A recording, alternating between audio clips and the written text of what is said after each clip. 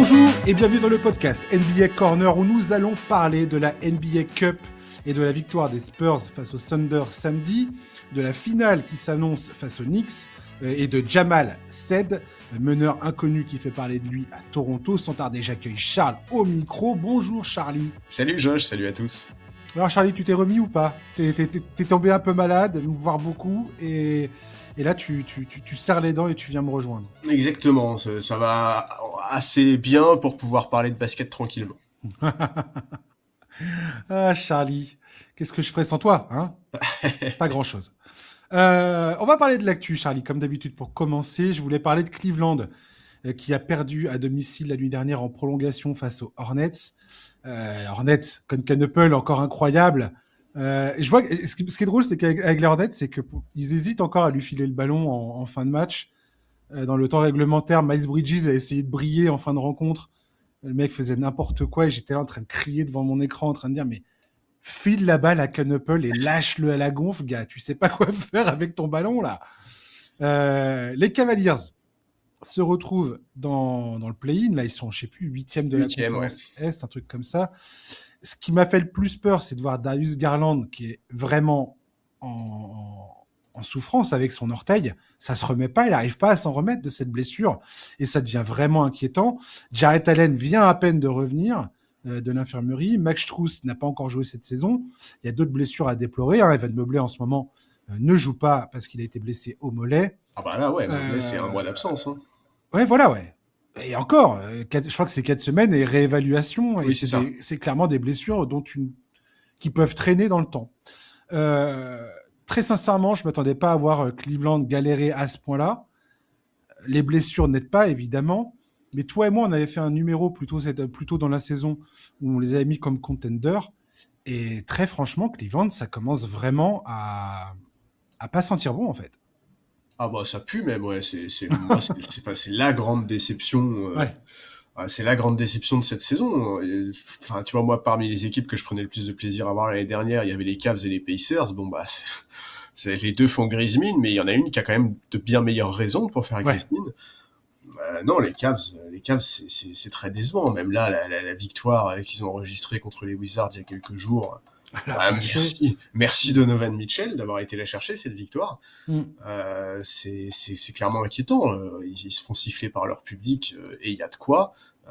D'ailleurs, Donovan Mitchell a tout à fait été dans leur sens en disant qu'ils avaient bien raison de réagir de la sorte. Et c'est clair que oui, c'est pour moi de loin, là, sur ces 3 premiers mois, l'équipe la plus décevante de la saison.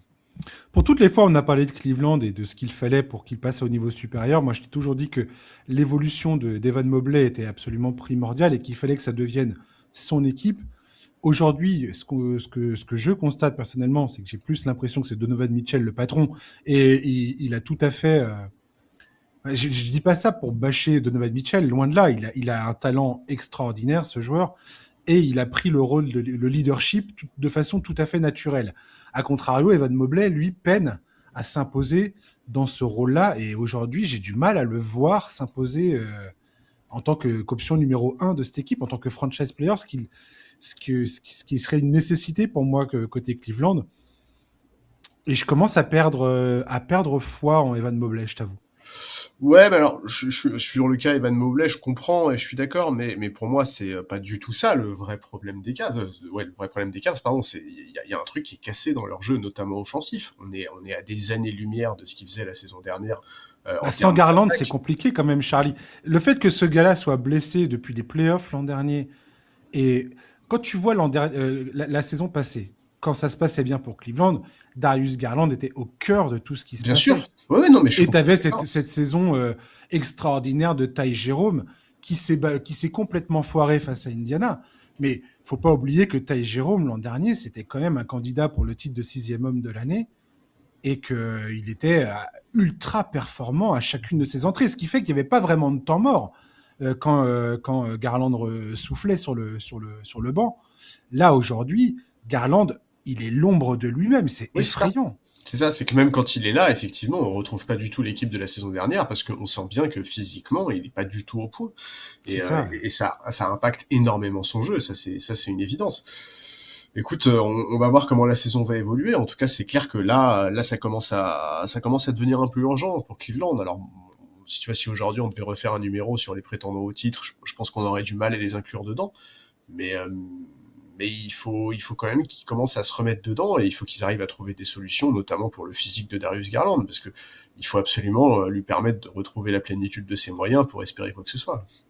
Et c'est surtout que je me pose la question de savoir qu'est-ce qui fait qu'il soit revenu alors que son problème n'est manifestement pas réglé. Donc manifestement, il s'est reblessé. Mais je ne sais pas si c'est une question de si le temps va aider au fait qu'il se remette ou si parce que tu vois bien hier soir il serre les dents, il reste sur le terrain. À un moment, je me suis dit mais c'est pas possible, ils vont le sortir au bout d'un moment. Il en fait jouer quasiment 40 minutes. Il a du mal à marcher, il a du mal à se mouvoir sur le terrain. C'est douloureux de le regarder jouer quoi. Ouais, Et non, mais c'est un peu la je question. sais Et pas. effectivement, il est même pas géré, tu vois, ces minutes sont importantes. À chaque fois qu'il joue, il est là pour quasiment 30 minutes minimum. La nuit dernière, il flirte même avec les 40 minutes. Non, c'est une vraie question, hein, le cas Garland. Ouais, et je persiste à dire que ce gars-là est absolument indispensable dans le fonctionnement. Et ça, on en avait aussi parlé un petit peu l'autre fois qu'on avait commencé à pointer du doigt le fait que Cleveland, on se demandait s'il fallait s'inquiéter ou pas, justement. C'était un peu trop tôt dans la saison pour qu'on tire vraiment la sonnette d'alarme. Et on avait souligné le fait que Garland est quand même indispensable dans le fait de faire jouer les autres, et notamment Evan Mobley. Evan Mobley a besoin qu'on lui file des ballons. Donovan Mitchell est clairement moins créateur que Garland. Il est plus scoreur, et c'est ça qu'on lui demande de faire. D'ailleurs, il le fait extrêmement bien. Donc, je sais pas. C'est décevant en tout cas Ouais, pour Cleveland. Je pense que quand t'es fan de Cleveland, t'es un peu t'es très dégoûté quoi.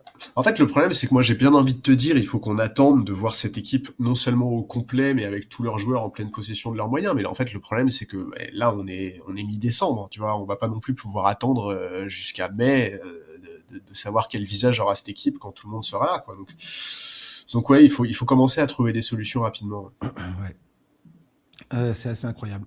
Autre nouvelle assez triste pour le coup, Kristaps Porzingis est officiellement out pour 2 semaines en raison d'une maladie.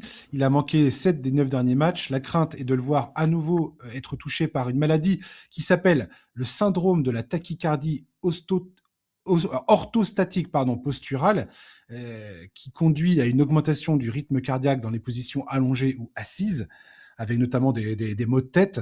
C'est ce qui l'a tenu éloigné des parquets la saison passée quand il jouait à Boston. Alors, manifestement, il y a des solutions qui avaient été trouvées par les médecins et ils étaient plutôt confiants sur le fait que le pivot laiton pouvait reprendre la saison sans trop de problèmes. Là, ça revient. Euh, alors, je commence à avoir peur pour Kristaps Porzingis, très sincèrement, parce que déjà physiquement c'est compliqué.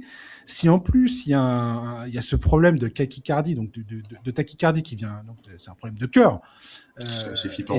et de circulation sanguine, c'est quand même hyper flippant. Et sur la longévité de sa carrière, ça commence à se poser. Alors, tu sais très bien que j'ai toujours dit que Kristaps Porzingis, j'avais pas confiance en lui sur sa faculté à rester en bonne santé sur le terrain.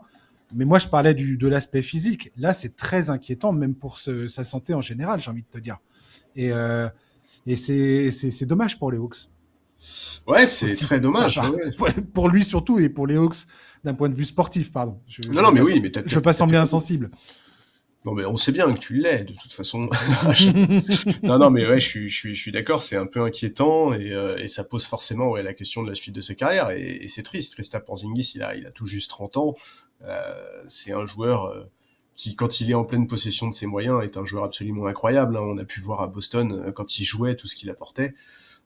C'est effectivement inquiétant, on va attendre d'en savoir plus. Si j'ai bien compris, là, si j'ai bien compris, son absence de 2 semaines, là, elle s'imposait pas forcément. C'est Mm, Atlanta qui a décidé de lui tout à donner fait, un peu ouais. plus de temps. On verra début 2026 ce que ça dira.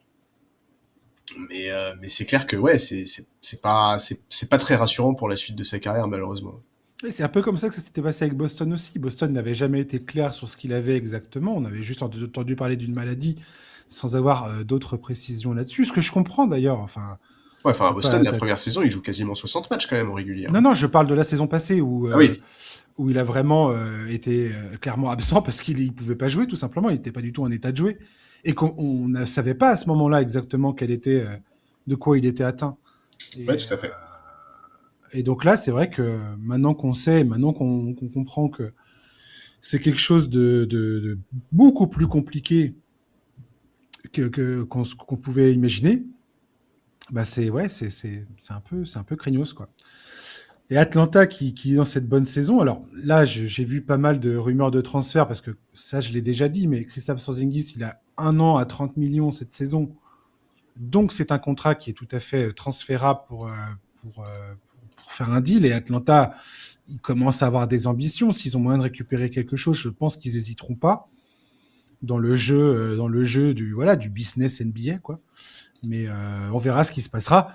Quoi qu'il en soit, j'espère que Porzingis, tout ira bien pour lui et qu'il va se rétablir Ouais, c'est clair. rapidement. C'est ce qui compte le plus, c'est le plus Mm. important. C'est qu'effectivement, lui, en termes de santé, d'un point de vue santé, tout aille bien et qu'il soit capable de reprendre sa carrière, où que ce soit, peu importe, à Atlanta ou ailleurs, peu importe. Aujourd'hui, ce qui compte, c'est vraiment qu'il soit capable de reprendre le fil de cette carrière.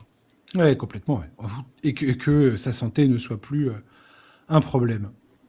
On va parler de la NBA Cup. C'est une victoire indéniable pour la Ligue. Lancée il y a 3 ans, cette NBA Cup s'est installée à Las Vegas samedi pour les demi-finales.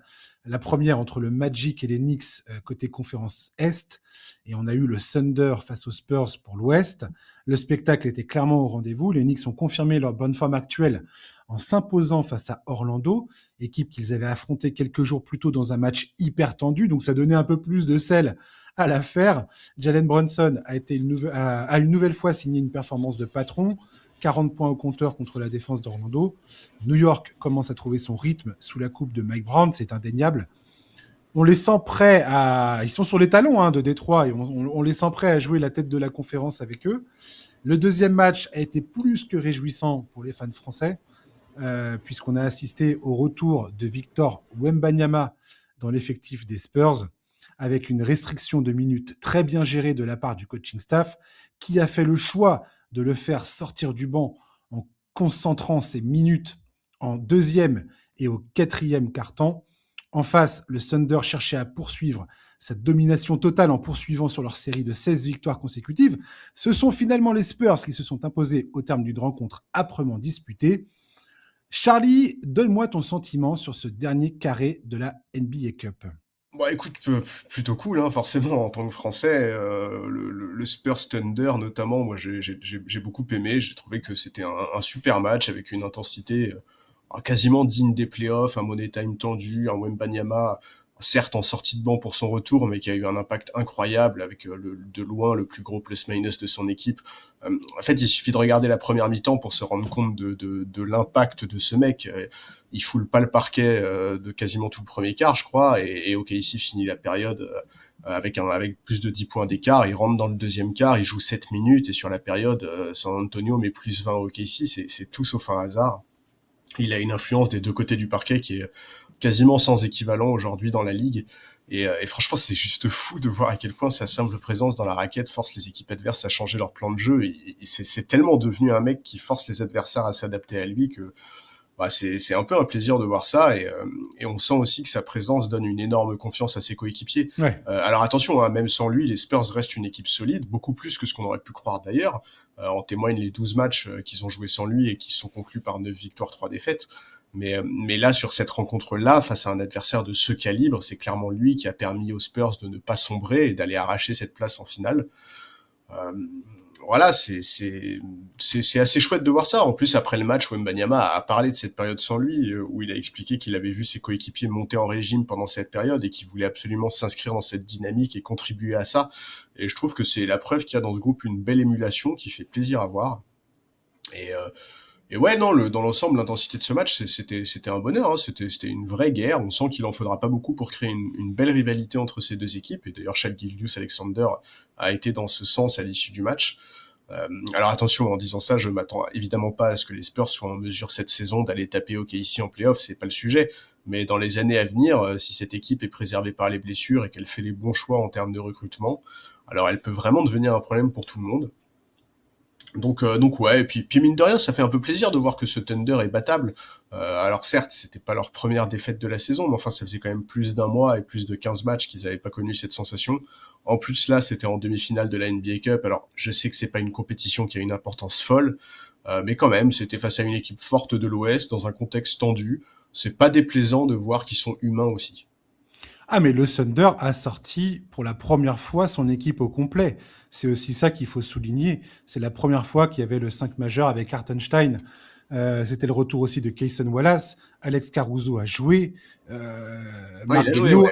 Marc Daigneault a fait totalement sa rotation. Il y avait Ludort aussi. C'est la première fois que Cegic, Dort, Williams, Hartenstein et Holmgren jouaient ensemble cette saison. Et tous les joueurs majeurs ont eu des minutes. C'était vraiment le Thunder dans toute sa splendeur.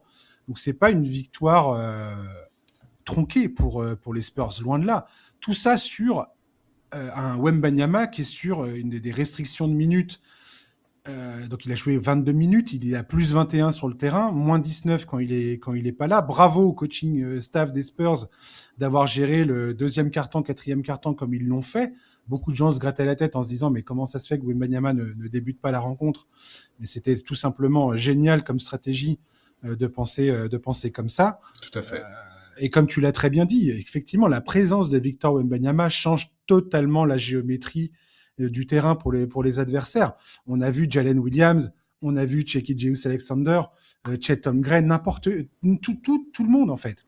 Tout le monde a dans sa tête la présence de Wembanyama et n'ose pas prendre des tirs qu'il prendrait 99,9% du temps. Même quand tu avais Luke Cornett qui était sur le terrain, j'ai maté 2 fois le match. Même quand Luke Cornett, qui est pas petit, Luke Cornett, c'est quand même c'est quand même une tour. Bah, quand il est là, Cegic jouait en pénétration, Jalen Williams allait essayer de trouver des paniers dans la raquette. Il y avait le jeu, le Thunder pouvait dérouler son jeu tout à fait normalement.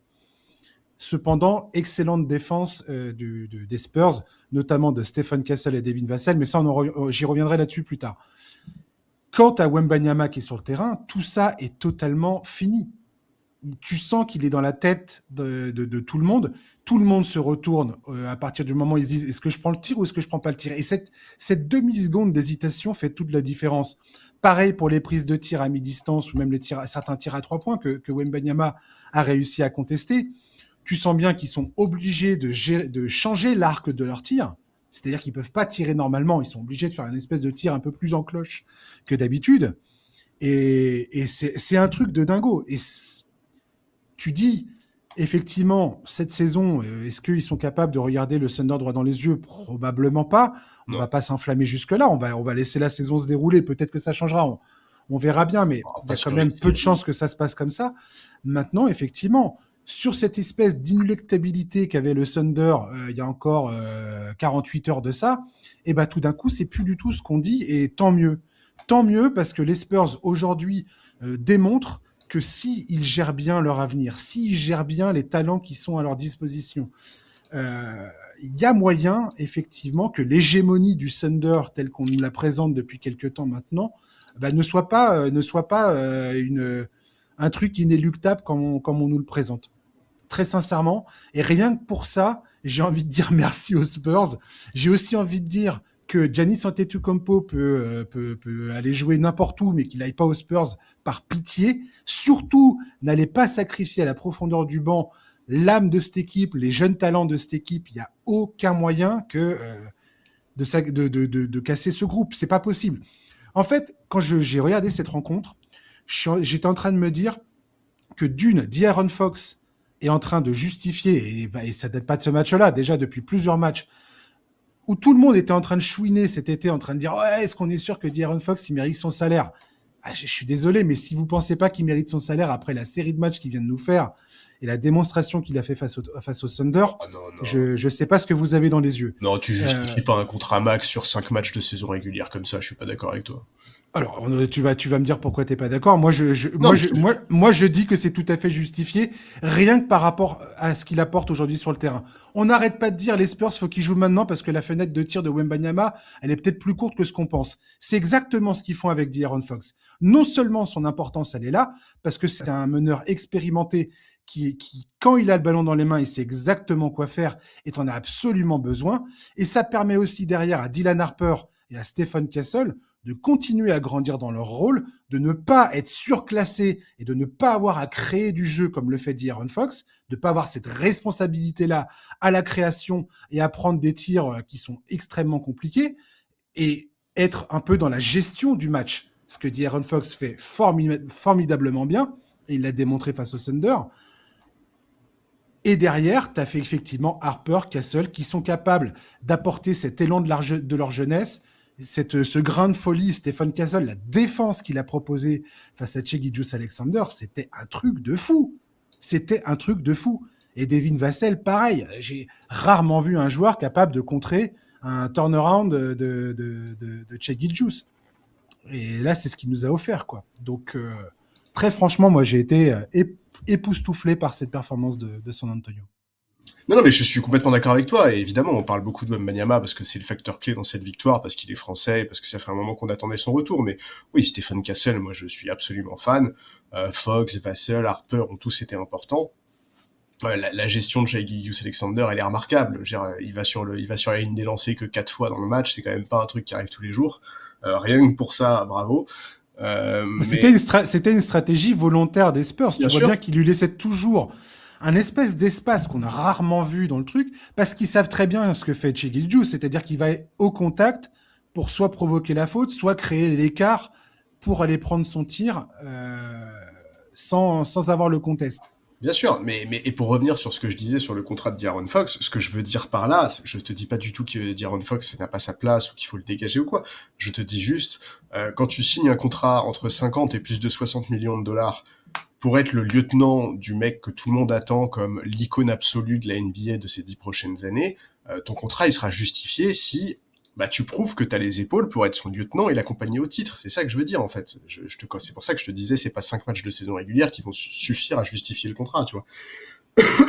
Maintenant, effectivement, je suis d'accord avec toi. Ce qu'on a vu dans ce match, c'est des choses extrêmement intéressantes.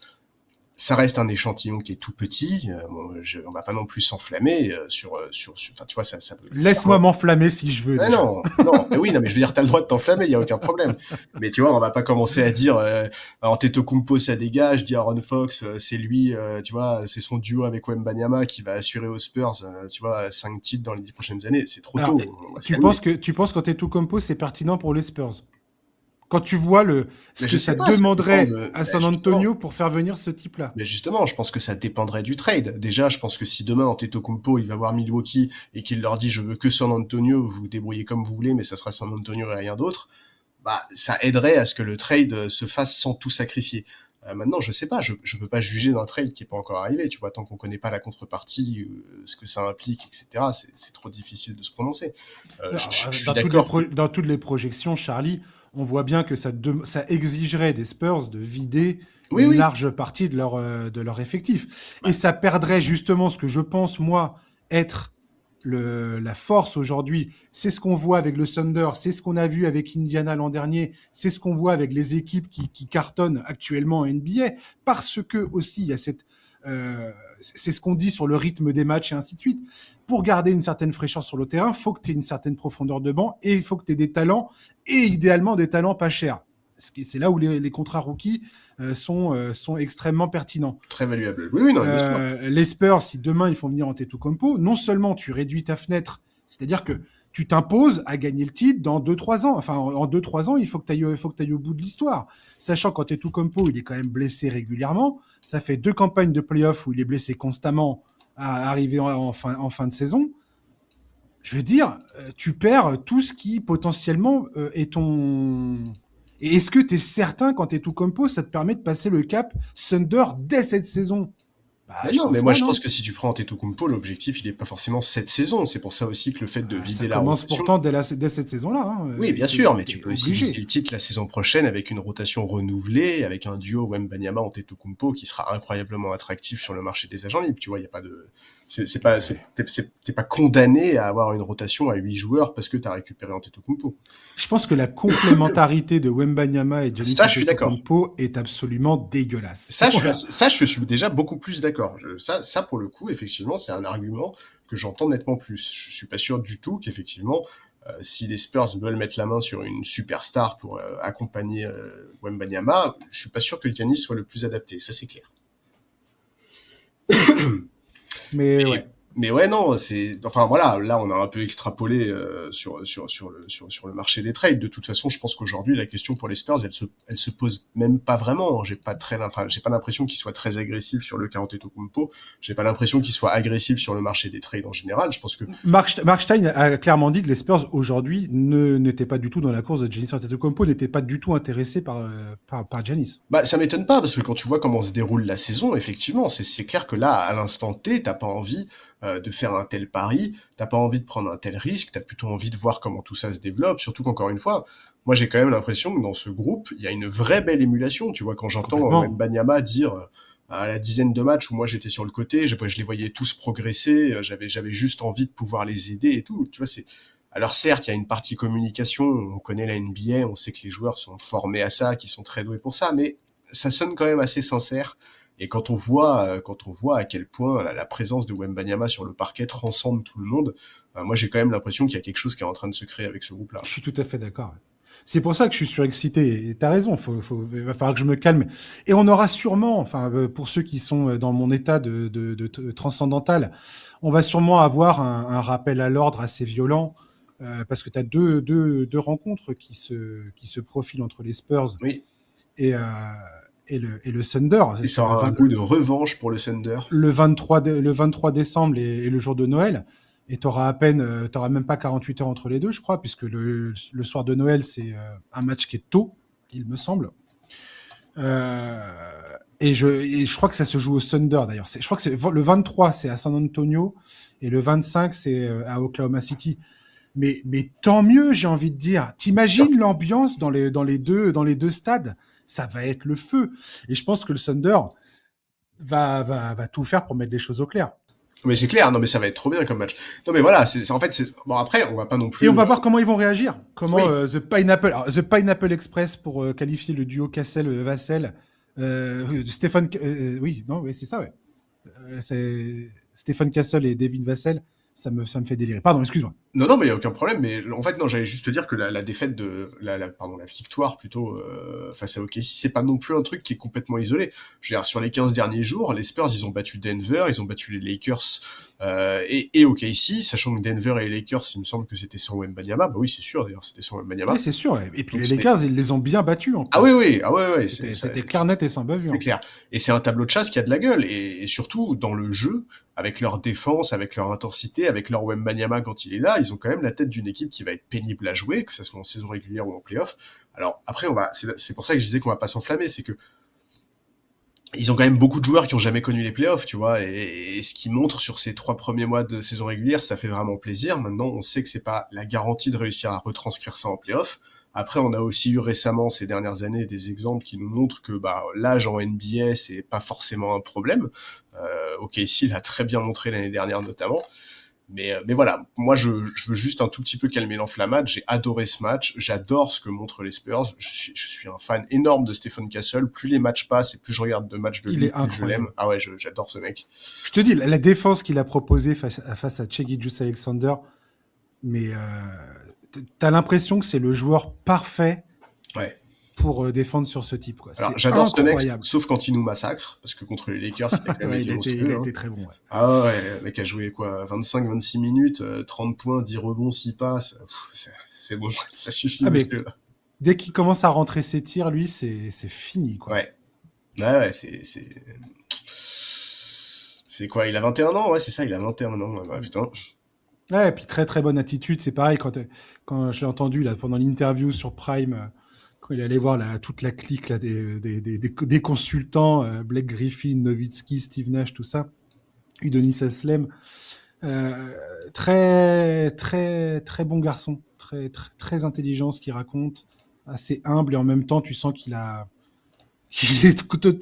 absolument pas peur de personne et de rien du tout. Et j'aime bien la mentalité de cette équipe. D'ailleurs, qu'est-ce que tu as pensé des déclarations de Wembanyama en marge de cette rencontre? Est-ce que enfin, il y a certains qui ont dit qu'il tout d'un coup, il jouait l'arrogant. Moi, je trouve que, enfin, moi, ça me dérange pas. J'aime le fait qu'il s'exprime sur ce genre de cette manière-là. Ça me dérange pas vraiment, surtout quand il produit le match qu'il produit derrière. Je veux dire, voilà, tu peux, vas-y, parle, Victor. Il y a aucun problème en vérité. Ça me dérange pas, non. Franchement, ça me dérange pas du tout. Alors effectivement, c'est un peu étonnant parce que ça colle pas nécessairement avec ce qu'on avait pu percevoir de sa personnalité depuis son arrivée en Mm. NBA, mais je trouve pas que ça soit dérangeant. Pour moi, ça fait partie, ça donne du sel à la compétition. C'est pas tant que ça reste, tu vois, tant que ça reste maîtrisé, sans débordement et que ça part pas en vrille sur le parquet et tout, moi, ça me pose aucun problème. Est-ce que Nowitzki notamment n'a pas aimé le fait que Wembanyama chambre sur le lancer franc raté de Chet Holmgren, mais la rivalité entre Holmgren et Wembanyama, elle remonte à l'époque où ils sont tout jeunes, où ils sont Ouais, adolescents, où ils se rencontrent France, États-Unis dans les matchs internationaux, dans les compétitions internationales, et, ça permet d'expliquer un petit peu aussi le comportement de Victor, je trouve. Le oui, oui, je suis contexte d'accord, il y a un est contexte. important. Ouais, il y a tout à fait un contexte. Et effectivement, ils sont beaucoup comparés depuis un moment. Ça fait longtemps, effectivement, que notamment les médias américains les opposent. Ouais.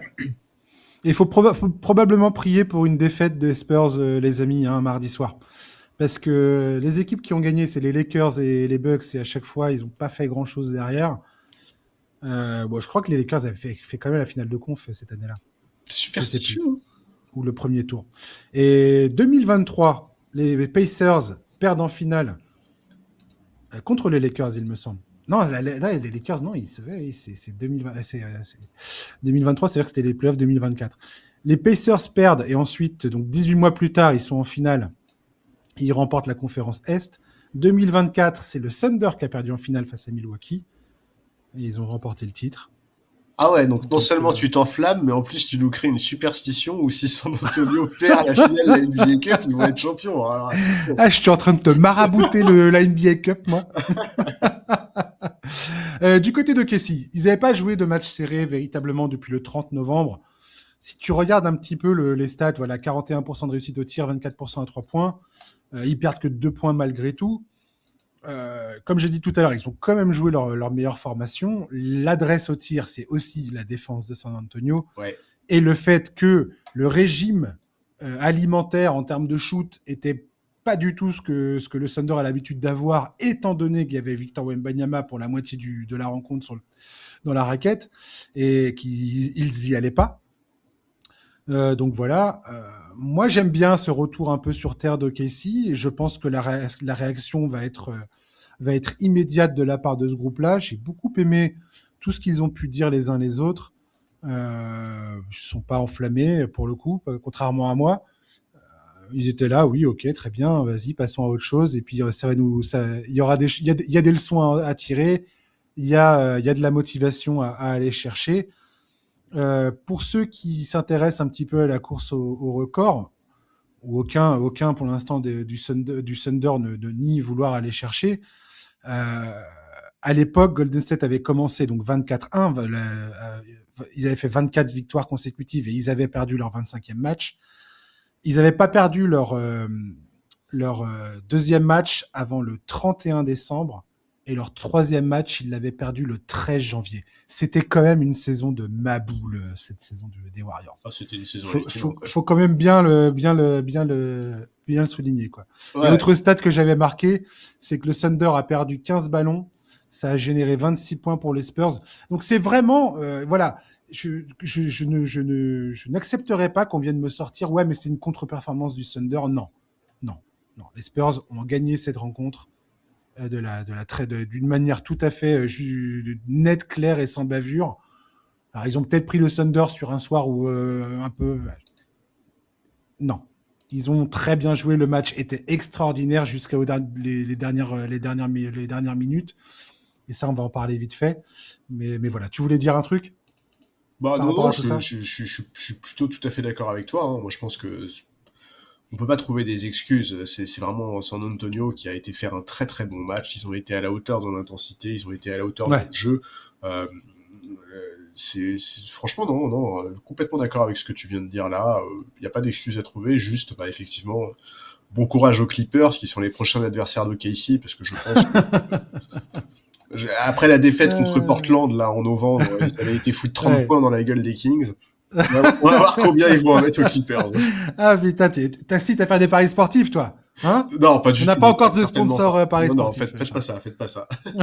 Faites pas ça. Ouais, petit débat aussi qui m'intéresse pas mal. Je voulais avoir ton opinion là-dessus. Et les auditeurs aussi, n'hésitez pas à réagir sur Instagram, YouTube, tout ça.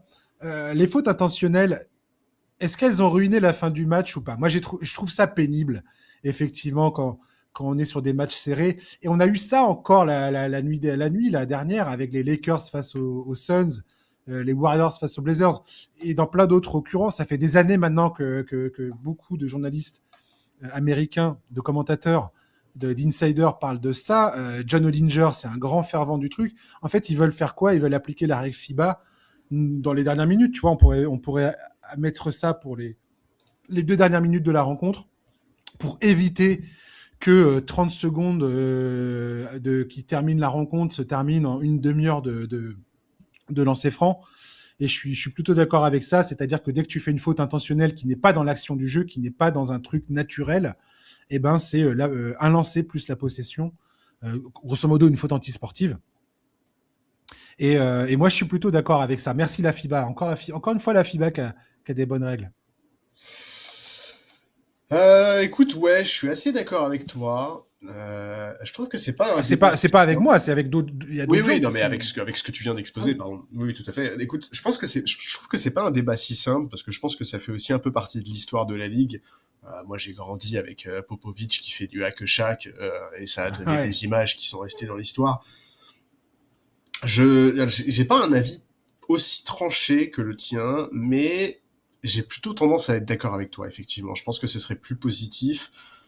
Euh, c'est Moi clair j'ai que des, ça moi j'ai nous des permet. amis, ça les gonfle, hein, Mais oui, non, mais c'est qui sûr, sont c'est qui sont sûr. des fans plus. Non, mais c'est ça, en fait, c'est que je pense que si j'avais pas un peu tout cet historique, Hmm. où en fait, pour moi, ça fait tellement partie du jeu NBA que c'est même plus forcément quelque chose auquel je pense qu'effectivement, je serais 100% d'accord avec toi. Euh, je pense que ce serait pas facile d'instaurer ça, parce que, bah, j'ai pas l'impression que ça soit une opinion si répandue du côté Ouais. des Américains. Mais oui, non, c'est clair que si ça peut nous permettre d'avoir des fins de match moins hachées, on va prendre hein, tout ce qui permet de fluidifier le jeu et d'avoir moins de perte de temps et d'avoir un jeu qui se déroule de manière plus limpide. Évidemment, on comprend. Moi je pense que ça irait dans le bon sens personnellement. Bah oui, Et puis oui. ça permettrait surtout aux équipes de jouer à fond. Ça peut donner des scénarios beaucoup plus intéressants qu'une guerre de lancer franc, qu'une guerre des nerfs au lancer franc, qui des fois est quand même assez pénible, surtout avec quand les équipes ont, ils ont limité le nombre de temps morts hein, aujourd'hui pour justement arrêter que ce soit la farce La au temps foire, mort et ouais. au temps mort et au lancer franc. Mais moi, je trouve qu'il faut dynamiser le jeu et ce truc-là. Moi, je suis pas fan. J'ai pas de nostalgie historique par rapport à ce truc-là. Moi, j'adore la formule FIBA. J'adore le fait qu'ils aient impliqué ce truc-là, comme les remises en jeu là qui peuvent se passer beaucoup plus rapidement aujourd'hui. Je trouve que moi, ça va dans le bon sens quand tu peux accélérer parce que tu as quand même des matchs NBA des fois qui peuvent durer plus de 3 heures Oui, quasi. Bon, quand si t'es fan de NBA vite fait, mais que t'aimes aussi d'autres sports et tout, il y a un moment, aller te cogner 3 heures de match et que t'as une fin de match qui est absolument irregardable, alors que le match, il était mortel entre les Spurs et le Thunder. Franchement. Alors moi, j'étais totalement j'étais totalement happé par le truc, il y a pas de problème, mais je sais pas, je pense que ça aiderait le truc en fait, général, je quoi. crois que je regarde tellement la quasi-totalité des matchs aujourd'hui avec le All Possession Replay que Ouais, ouais. je suis moins sensible à ça. Mais t'as complètement raison, hein, c'est un très très bon argument. Ouais. Les Knicks et le Magic. Les Knicks, ils sont clairement en pleine bourre depuis 10 matchs, 9 victoires, une défaite. Ils sont sur une série de 5 victoires consécutives. Jalen Brunson est en train de nous faire une saison absolument formidable. Et mieux encore, j'ai l'impression que ce que Mike Brown prêche depuis le début de la saison est en train de prendre forme. Quand tu vois le niveau de jeu pardon, de Karl Anthony Towns, de Giannunoby, qui est impressionnant. Anunoby, il est impressionnant, le mec. Ouais. Mais c'est offensivement, défensivement. Michael Bridges, pareil. tu sens qu'il y a une vraie osmose entre ces joueurs-là. Alors, je suis un peu dégoûté pour le cas Yabusele, qui s'est encore plaint là dans la presse, dans les colonnes de Ouest France, et il a tout à fait raison. J'aimerais bien qu'il soit transféré, clairement. Ah, il le faut, ouais. Mais cette équipe des Knicks est vraiment en train de remonter au classement, et je pense que ils ont en ligne de mire les Pistons aujourd'hui pour la place de leader à l'Est. Ouais, bah, tout à fait. Bah, c'est marrant parce que tu vois qu'il y a quelques semaines, quand on a parlé des contenders, on attendait et les Knicks et les Cavs. Tu vois, on disait dans quelques semaines, ils seront tout proches de la tête ou en tête de la conférence. Bah, il y en a un. Moi, je crois que tu avais dit que je croyais pas trop dans les Cavs, que Oui, c'est vrai, les, c'est vrai. les Toi, blessures, t'étais que plus les sur les Knicks. blessures, c'était un truc pénible. Tout à fait. C'est vrai que t'étais plus sur les Knicks et t'as bien eu raison. Écoute, bah, le petit regret dans ce match face à Orlando, évidemment, c'est la blessure de Jalen Suggs, hein, qui avait quand même fait une sacrée Ouais, première mi-temps. c'était incroyable cette première mi-temps. Ah, c'était de la folie, c'était trop bien. C'était ouf, 25 points là. J'étais en train de me dire, mais c'est pas possible, mais il est fou. Ah, il était C'est quoi possédé, cette c'était performance? trop bien. Ouais, c'est ça, exactement. Ouais. Et donc ouais, bah forcément son absence plus celle de Franz Wagner, bah ça fait Ouais. beaucoup pour cette équipe qui certes est habituée à composer avec des absents, mais cette fois-ci n'a pas su trouver les ressources pour aller chercher la place en finale. Et, il faut dire que l'adresse à 3 points était quand même bien dégueulasse, hein. Le 0 sur 7 pour Banchero, 1 sur 6 pour Anthony Black, ça fait mal. Ouais, carrément. Ouais. Mais ouais, non, sur les Knicks, moi je suis d'accord avec toi, hein. Karl Anthony Towns, ça fait un super match. Je sais que Mike Brown a loué son apport défensif à l'issue de la rencontre, mais même offensivement, il a été très précieux dans le sillage de Jalen Brunson. Trop fort. Et globalement, moi, je trouve que sur ce match, on a vu par séquence à quel point les Knicks peuvent être forts offensivement, notamment. Parfois, on a vu un mouvement de balle qui était vraiment qualitatif. Je trouve qu'ils ont vraiment très bien Ouais. manœuvré la défense d'Orlando, qui, certes, n'est pas encore au niveau de la saison passée, mais reste quand même très très solide. Défensivement, moi, j'avoue que je reste un peu parfois sur ma faim avec ces Knicks.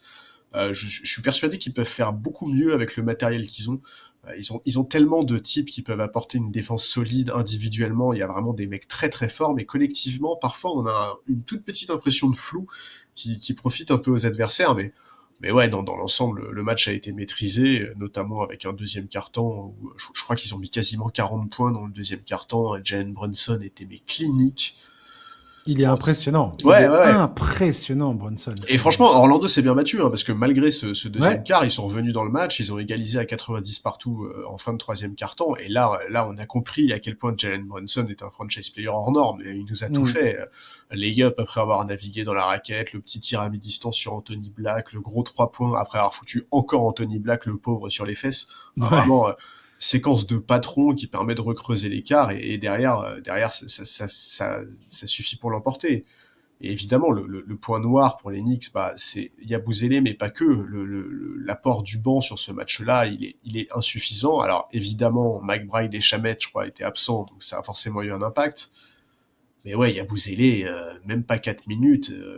Et pour le coup, j'en veux même pas au coaching staff, parce que franchement, sur les minutes qu'il a joué, il a été plus un problème qu'autre chose, hein. Il y a des oublis défensifs qui sont pas normaux. Mm. Enfin, ouais, il faut vraiment qu'il soit tradé, c'est dans l'intérêt de tout le monde. Il fait partie de ces joueurs signés cet été qui sont tradables depuis le 15 décembre. Donc là, il faut y aller, là. Il faut absolument trouver une porte de sortie pour Yabusele. Ça sera mieux pour lui et mieux pour les Knicks parce qu'ils pourront peut-être mettre la main sur un joueur de rotation intéressant. Ouais, et puis manifestement, la relation Allez, casser, hein. n'est pas bonne là Ouais, ouais. aujourd'hui. Lui-même, je pense que il se sent pas en confiance parce qu'il sent pas que il y a une réciprocité du côté du coaching staff. Le coaching staff peuvent pas être plus clairs sur le fait que aujourd'hui ils imaginent plutôt faire sans lui qu'avec lui. Donc effectivement, ouais, je pense que ça serait mieux pour tout le monde. Orlando et New York, je trouve ça tout à fait pertinent de les voir à ce niveau de la compétition. J'ai beaucoup aimé aussi Desmond Bain qui a expliqué que il était content pour le Magic de s'être retrouvé à jouer des matchs à enjeu comme celui face aux Knicks dans cette demi-finale parce que ça permet de créer euh, une identité de groupe, ce dont Ouais. ils ont besoin. Malgré voilà cette équipe qui est décidément toujours à gérer des blessures tout le temps. J'espère d'ailleurs que parce que Jalen Suggs il est blessé à la hanche et que là manifestement et je sais pas s'il va manquer des rencontres mais en tout cas sa blessure a été confirmée confirmée sur les dernières 24 heures là. Ouais, mais j'ai pas vu de Donc report sur la durée de l'absence. ouais, moi non plus ouais. Donc je vais éviter de m'avancer là-dessus. Mais voilà, pour perdre Franz Wagner, c'est un coup dur.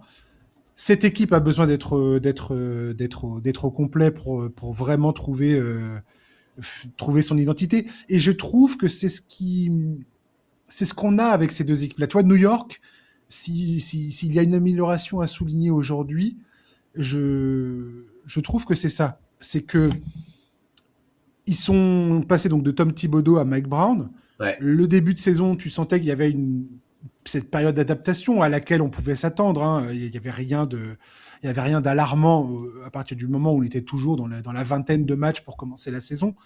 Fallait laisser cette équipe prendre un petit peu la mesure de ce qu'elle avait entre ses mains. Il y a eu aussi pas mal de nouveaux joueurs qui sont arrivés dans la rotation, notamment sur le banc.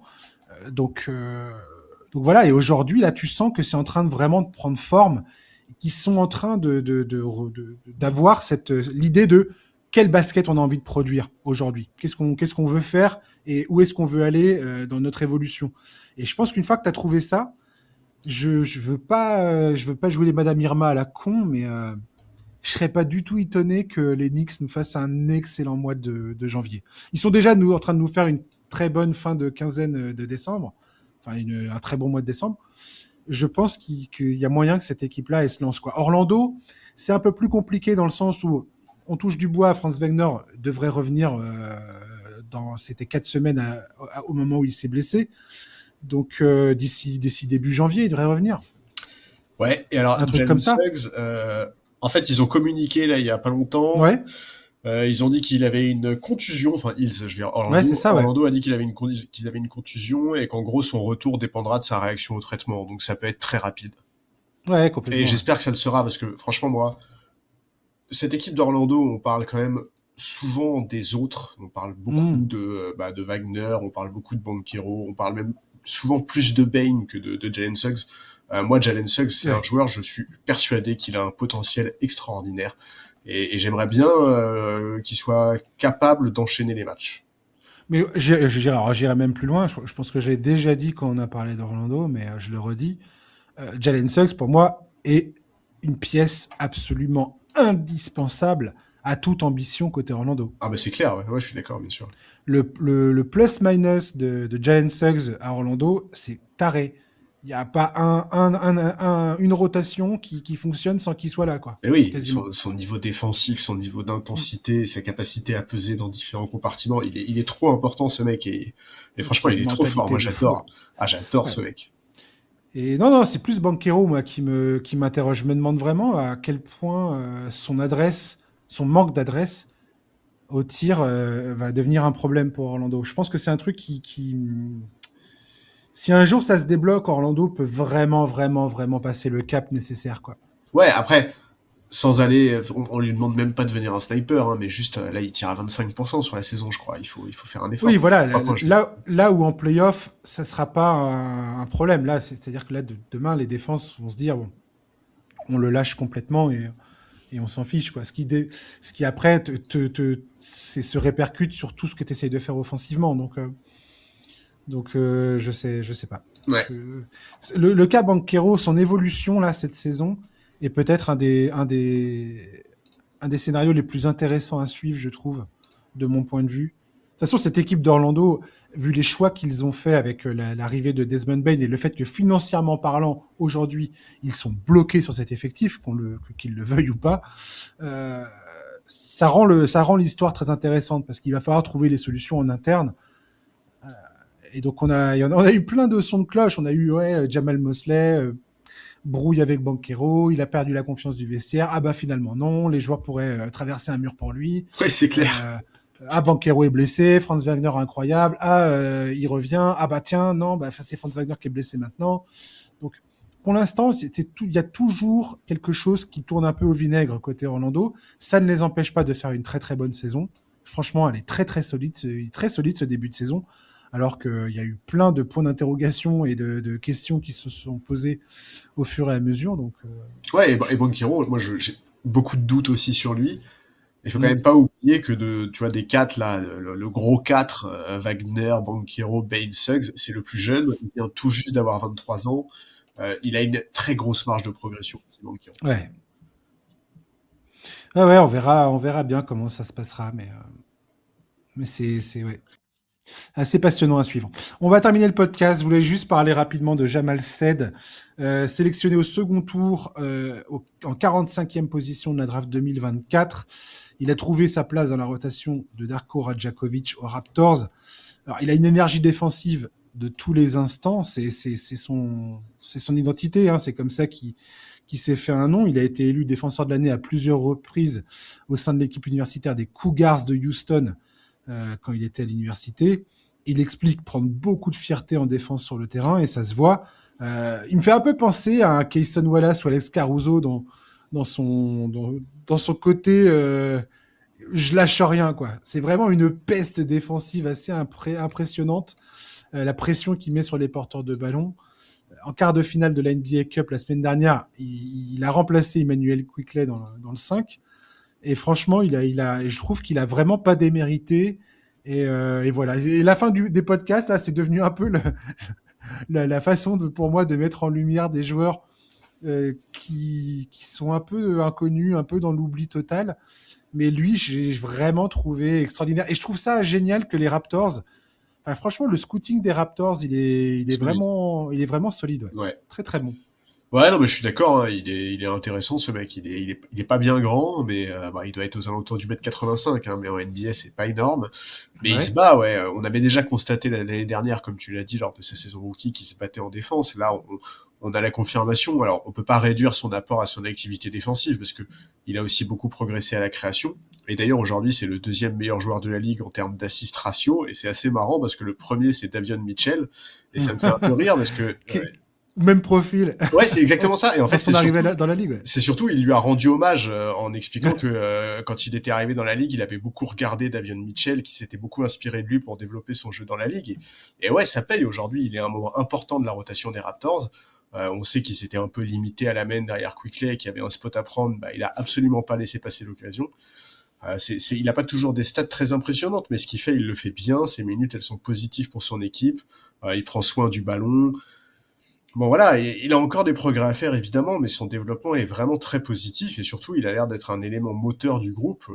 Darko Rajakovic en a parlé récemment en expliquant que son attitude, son intensité, son exigence sur le parquet poussait aussi les autres à se donner à fond et avoir un profil comme ça sur le banc, bah, c'est ultra positif.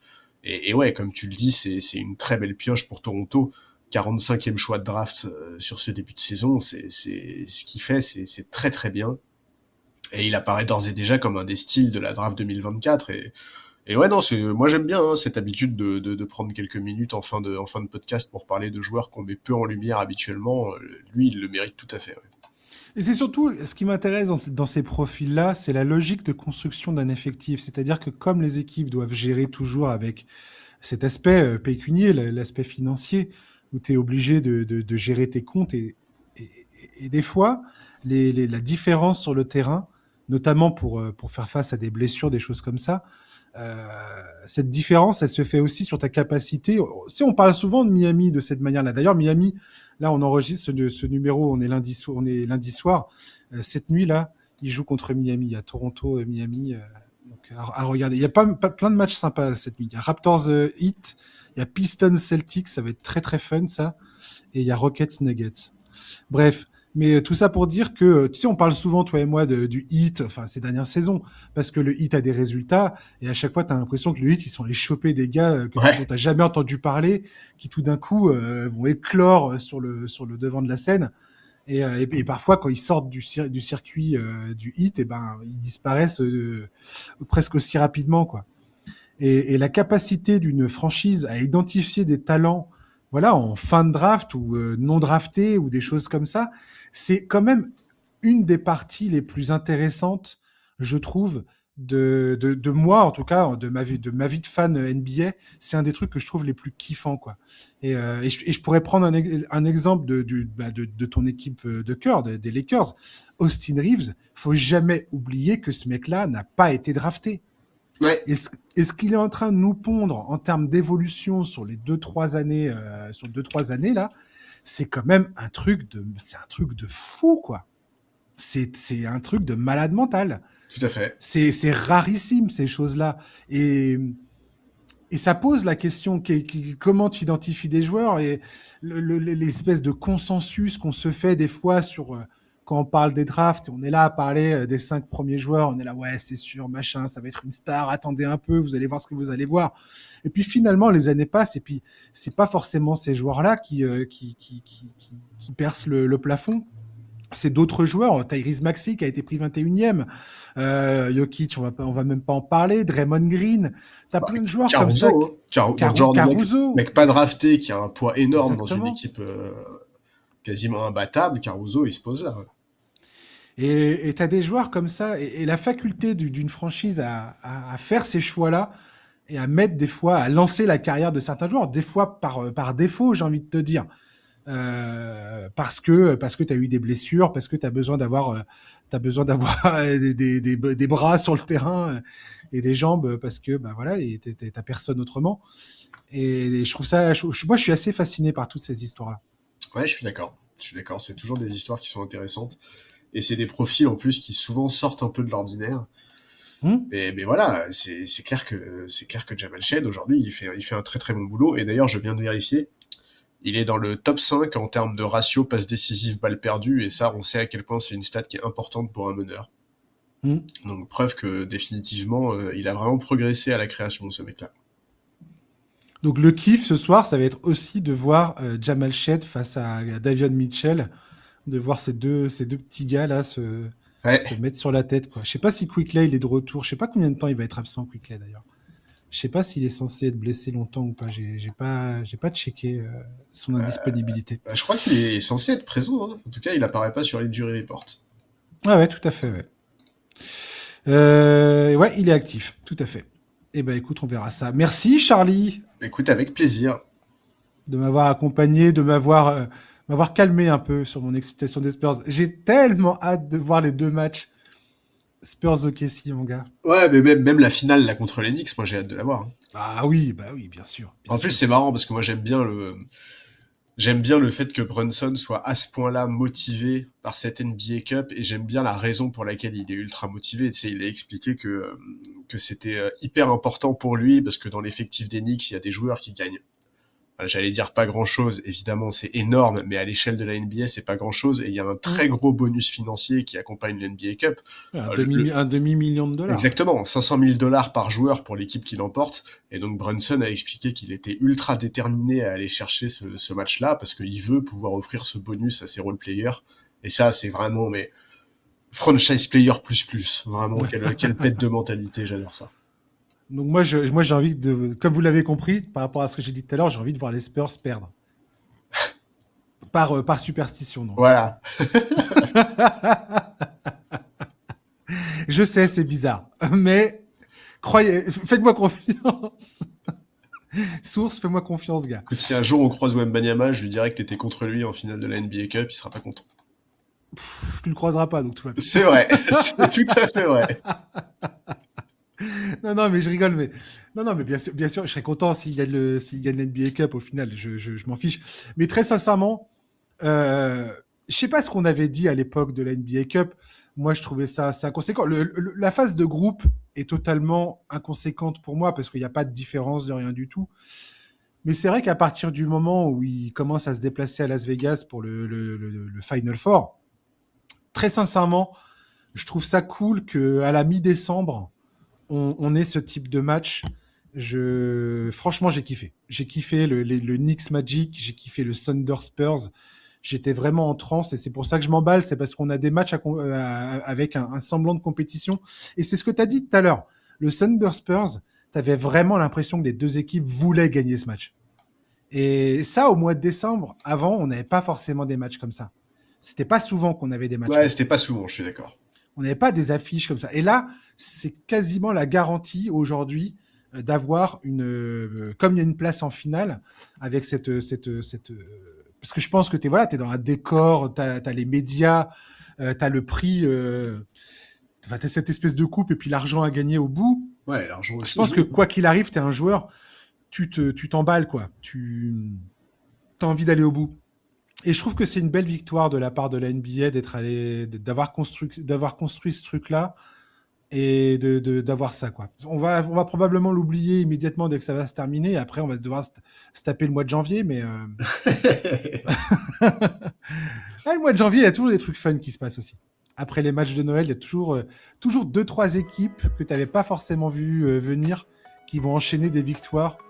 Et on va se dire, putain, ça précède la période des transferts, surtout. C'est ça. C'est juste avant la dernière période de transfert. C'est ça. Bon, allez, je vais arrêter de parler, promis. J'arrête cette conclusion qui n'en était pas une. Chers auditeurs, merci de nous avoir écoutés jusqu'au bout. Pour ceux qui sont là, hello, salut les gars, bravo. Et puis, on se retrouve vendredi pour un nouveau numéro du podcast NBA Corner. D'ici là, passez une excellente semaine. Courage à ceux qui sont malades et qui ont la grippe. Charlie, remets-toi bien encore une fois. Ouais, courage à vous, elle est violente cette année. Hein. Ouais, elle est violente, ouais. Tout le monde, tous ceux qui se tapent la grippe, c'est 4-5 jours en PLS. Et voilà, ciao, bye bye.